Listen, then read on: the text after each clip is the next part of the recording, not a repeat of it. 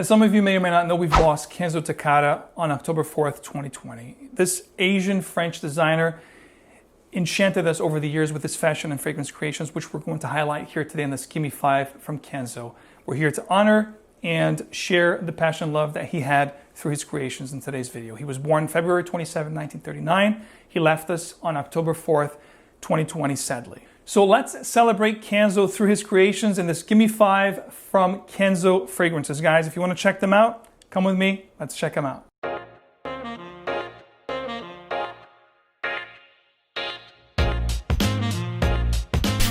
So quick background on the House of Kenzo, which is mainly a French, Asian, French-Japanese designer and fashion house. They dabbed into the fragrance world in 1987 and started their journey with their first creation called Kenzo Woman in 1988. But with many different successful accolades and releases, one of the most predominant ones and most talked about is, of course, the women's creation Flower, introduced in 2000. The rest is history. Currently, Kenzo has over 130 fragrances in their portfolio, and we're going to talk about the 5 that I absolutely love from the brand. Starting and kicking things off here with the first one here, probably the first one for man. This is a 1991 creation called Kenzo Homme, or Kenzo pour Homme, which is essentially a woody aromatic with a tinge of an aquatic feel. We all know in the 90s aquatics were very popular, very popular releases. Acqua di Gio came shortly after. But this one here is actually a really different take on this genre. So it gives you some spiciness, some really different components. There's also mahogany wood here, which makes this a standout fragrance. Almost gives us like a bitterness, a woody bitterness to the fragrance. There's a cult following for this fragrance. Granted, it's been heavily reformulated today, but if you manage to find an older bottle like this one, you're going to fall in love with it because, again, it's a woody, that is a different take on the woody aromatic genre. That mahogany wood just makes this very intriguing. I think there's also bamboo flower in here.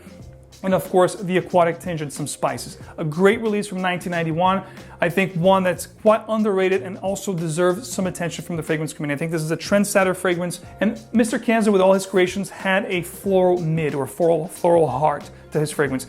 Also the case here. You're going to have some floral components in here that are going to be quite predominant as you get into the heart and into the dry down. But all in all, a great woody aromatic type of a scent. This is a fragrance that can go toe-to-toe with any woody aquatic release in that era. And I think I'll go as far as saying, again, another underrated gem. This next one here is Kenzo L'Or Par. There's a little bit of a violet tinge to the fragrance.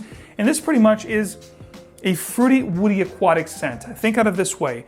Combine Acqua di Gio from Armani had an affair with CK1 from Calvin Klein, this would be their offspring. Needless to say, aquatic, fruity, clean, refreshing, just a great scent.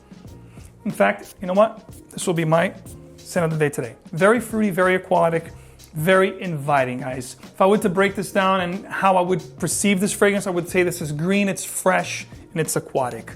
So if you like Acqua di Gio, if you like CK1, this would definitely be one that you should definitely look out. I don't know if it's been discontinued, if you can still find this. L'Or Par pour Homme from Kenzo Parfum. Now, if you want to talk about unique scents, I think this is pretty much where the brand made a turn for the better. Leaving the woody aquatic genre and moving into the woody spicy compositions, the more intriguing and complex facet fragrances. This one here is a very underrated fragrance called Kenzo Jungle pour Homme. Released in 1998. I absolutely love this fragrance, and what this is, it opens up with a citrus cinnamon cardamom combination, which is quite unique and intriguing, mysterious even. As the fragrance progresses, you're going to get some really amazing woods that come to the forefront. Stuff like sandalwood, stuff like oak moss. Just an amazing fragrance from beginning to end. The 3 things that I absolutely love about this fragrance that to me makes it a standout scent is the spices that you get here along with the vetiver base. You guys know I'm a huge fan of vetiver. You also have yerba mate in this fragrance in the heart, which makes this very intriguing and unique. I don't think there's many fragrances out there with yerba mate, but this one here is done quite well. So if you want something unique, elegant, sophisticated, perhaps a little bit more mature, check out Kenzo Jungle. You're gonna love it. This next one here from 2003, I don't have the bottle anymore.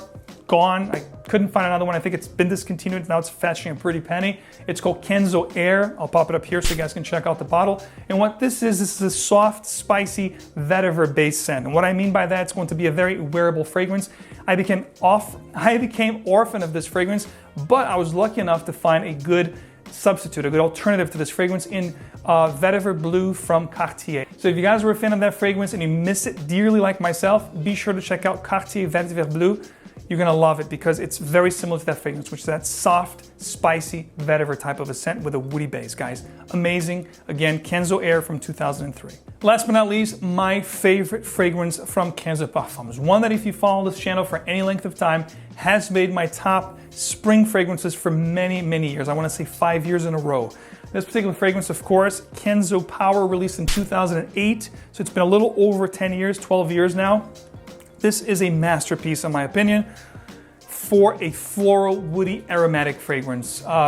Maybe I should have sprayed this on today, but needless to say, absolutely love this. The reason why I don't feature this as much anymore and I wear this very gingerly and dearly to my heart is because I think this has been discontinued. But if you can find a bottle, which I don't think many people are talking about this fragrance, most likely you'll be able to get a bottle of this and get it. You should, because if you like floral aromatic fragrances for a masculine type of a scent, this is unbeatable, guys. It's definitely a masterpiece. Think of Givenchy and Sensei. Think of those fragrances in that same genre and classification.